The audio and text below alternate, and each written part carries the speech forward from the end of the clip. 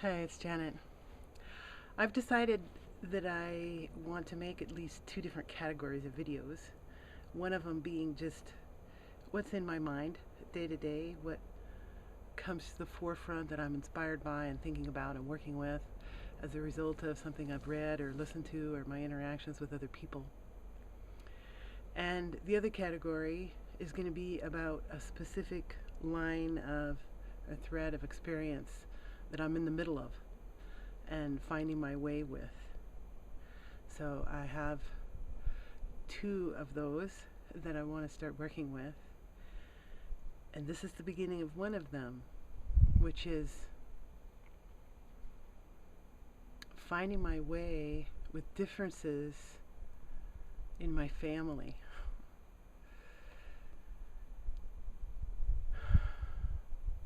There's so many threads to different family members. And how do we work with the differences?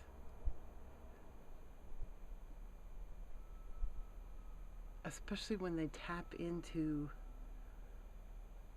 some of the deepest pain and grief and fear that each one of us have. So I'm entering into a new part of that at the moment because there's been differences with a lot of fear and pain connected to ownership of land in my family in years past. And we didn't really come to a place where there was healing for anyone. It kind of just time went by and the years went on and some of us were talking to each other again, but it's still under there. And now it has surfaced again. This is a different piece of property.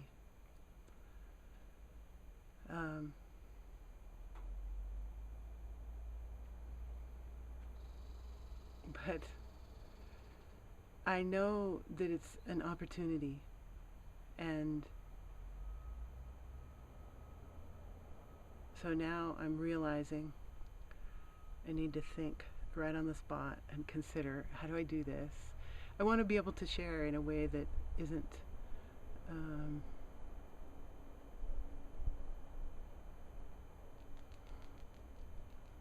that doesn't reveal things that are not mine to reveal about other family members. And I'm not quite sure how to do that, so I may have to give that some more thought, separate from actually having the camera turned on. But at the moment, I'll just start by saying there's land in the family that I'm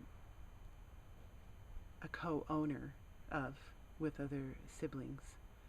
And one of my brothers passed, and the names of his children were like he passed his part on to his kids. And I don't know, there's lots of parts that I don't know yet about the legal part of it, and we haven't had conversations. Like now I realize me and my other two siblings, we didn't know enough to talk to our brother before he left about this. And now there's issues coming up after he's gone. And one of his children has a partner, and they live right near the land. And when I went up this last week to check on the fence for the horses, because my daughter's horses are on pasture on this 5 acres, I'd gotten the report that the fence was down, and sure enough, I found it taken down by a tree that was mostly rotten, that had fallen on the wire. And there was also 2 live trees that had been cut. And I got so stimulated, the anger came up so intensely that someone who, from my perspective, I don't feel has any right to be doing anything on that land, is cutting trees. And I was not talked to about this. You know, I was so upset I was ready to call the cops. I was ready to call law enforcement. And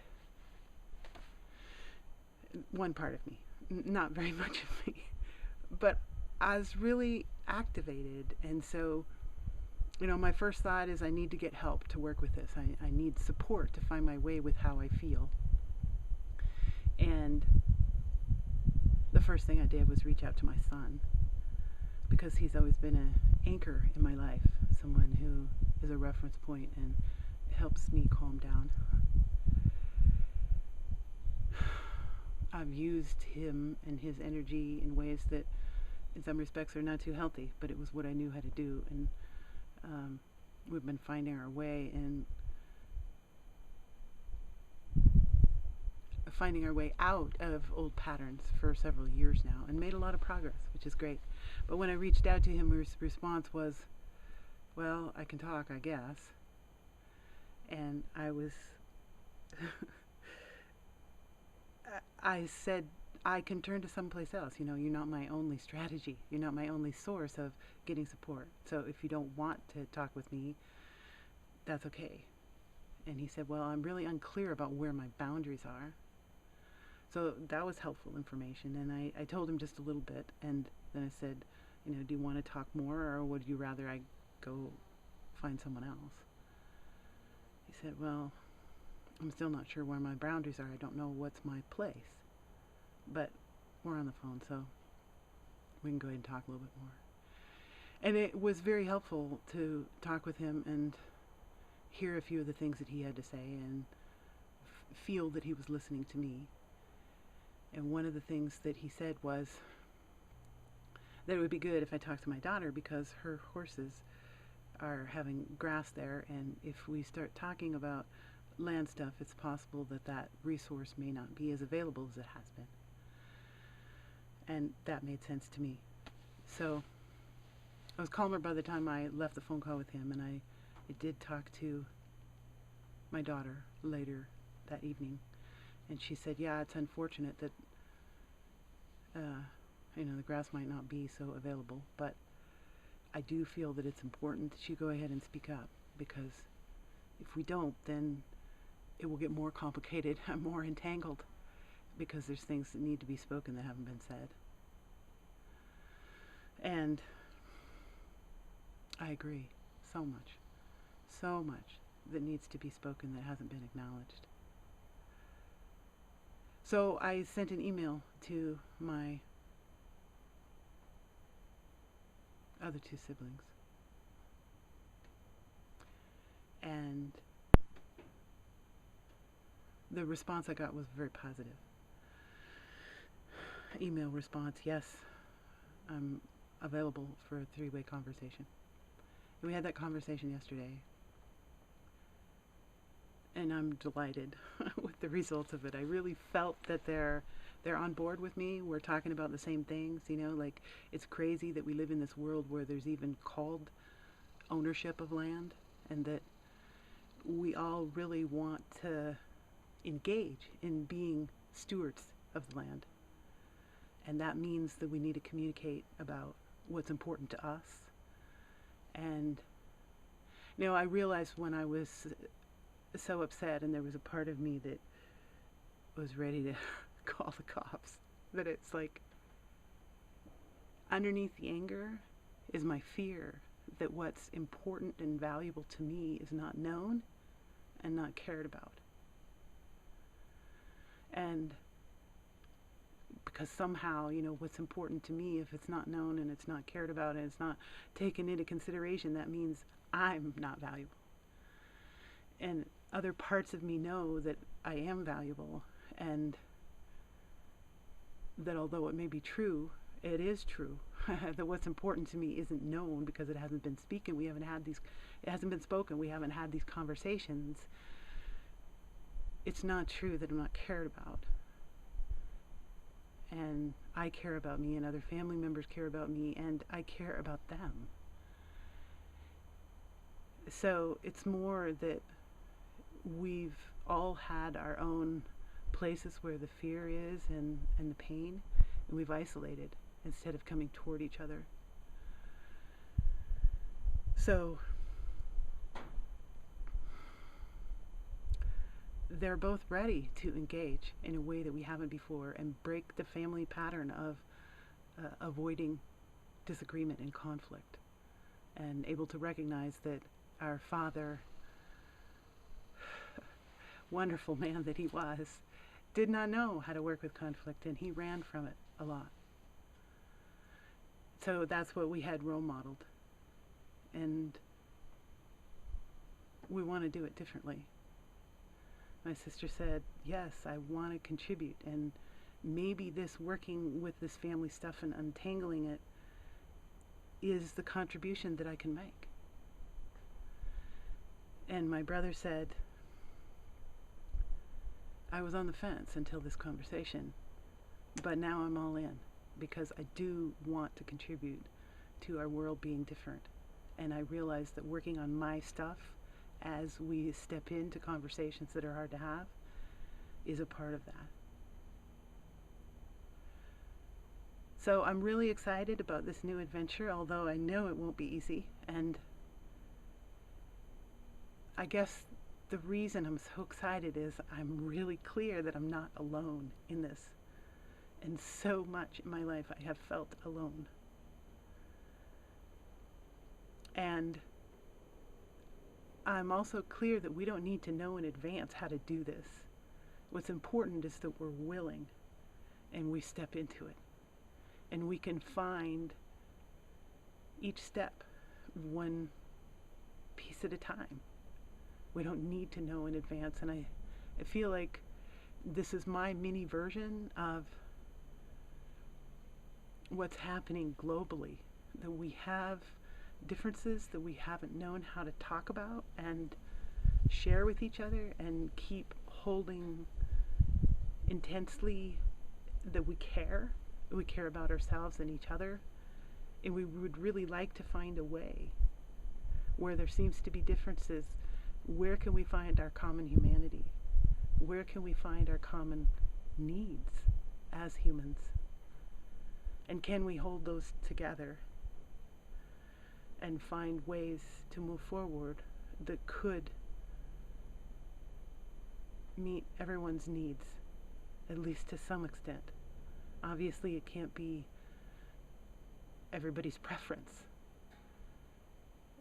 But if we can slow down and realize that everyone cares, really cares, we care about the land, we want to support life, we want to make choices that support life, and can we see each other and that that's important to each one of us, and find our way one step at a time. I realize that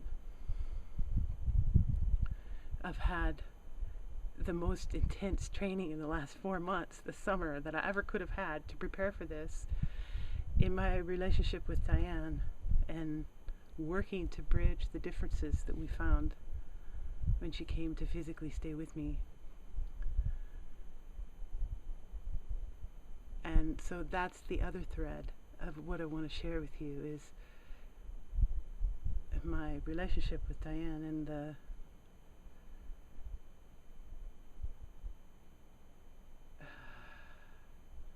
pieces that have come into place, and what I've learned, and what I know I'll be learning from here on. Because I feel like each one of the steps that we have been taking, and that I've been taking, some variation of those steps are in front of you to take as well.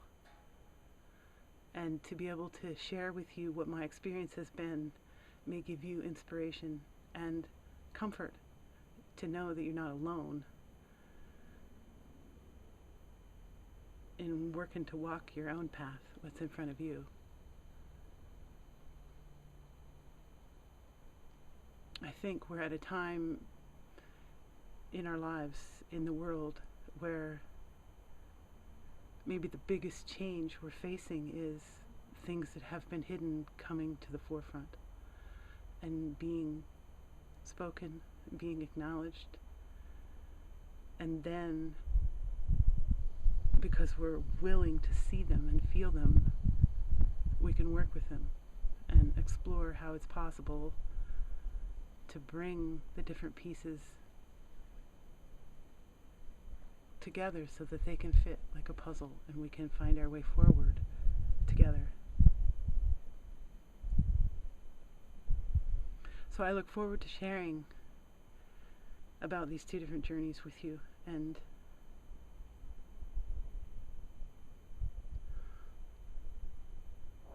maybe even